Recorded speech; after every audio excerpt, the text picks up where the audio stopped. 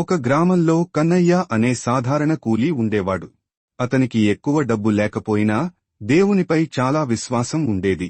ఒకరోజు అతని కొడుకు తీవ్రమైన జ్వరం వచ్చి పడిపోయాడు. గ్రామంలోని డాక్టర్ చూసి, ఇది పెద్ద వ్యాధి కావచ్చు, మీకు చాలా డబ్బు కావాలి అని చెప్పాడు. కన్నయ్య దగ్గర ఒక్క పైసా కూడా లేదు. అతని బంధువులు, పొరుగువారు చూసి, ఇప్పుడేం చేయగలవు? నీ కొడుకును కాపాడటం కష్టం అని నిరాశపరిచారు. కనబడిన దాంట్లో పరిస్థితి ఆశలేని విధంగా కనిపించింది. కాని కన్నయ్య కొరింథీయులకు రాసిన 2వ లేఖ 5వ అధ్యాయము 7వ వచనము గుర్తు చేసుకున్నాడు. నమము కనబడిన వాటి చేత కాక విశ్వాసము చేత నడుచుచున్నాము. అతను చర్చిలో మోకాళ్లపై కూర్చుని ప్రార్థించాడు. ప్రభువా, నా కళ్లకు ఏదీ కనిపించకపోయినా నేను నీ మీద విశ్వాసం పెడుతున్నాను.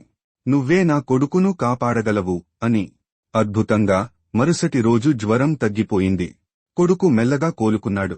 గ్రామం మొత్తం ఆశ్చర్యపోయింది. ఇది దేవుని కృప తప్ప మరేం కాదు అని అంగీకరించారు. మేము చూపు ద్వారా కాక విశ్వాసమును బట్టి నడుచుచున్నాము.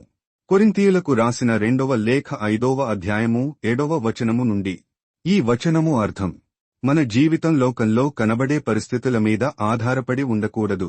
కష్టాలు, ఇబ్బందులు, సవాళ్లు మన కంటికి కనబడినా కూడా దేవుని వాగ్దానాల మీద, ఆయన శక్తి మీద విశ్వాసం పెట్టి నడవాలని బైబిల్ చెబుతోంది. ఈ వచన భావం: కనబడిన దానికంటే విశ్వాసం గొప్పది అంటే మన కళ్లకు కనిపించే పరిస్థితులపై కాకుండా కనిపించని దేవుని శక్తిపై విశ్వాసం పెట్టాలి. క్రైస్తవుని జీవనయాత్ర అంటే ఒక క్రైస్తవుని నడక అనేది పూర్తిగా విశ్వాసంపై ఆధారపడి ఉంటుంది.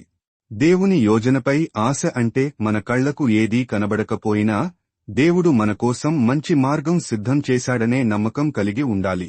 మొత్తంగా ఈ వచనం మనకు కనబడిన దానిని కాదు, కాని విశ్వాసమును ఆధారంగా చేసుకుని దేవుని మీద నడవాలి అనే గొప్ప ఆధ్యాత్మిక బోధన ఇస్తుంది.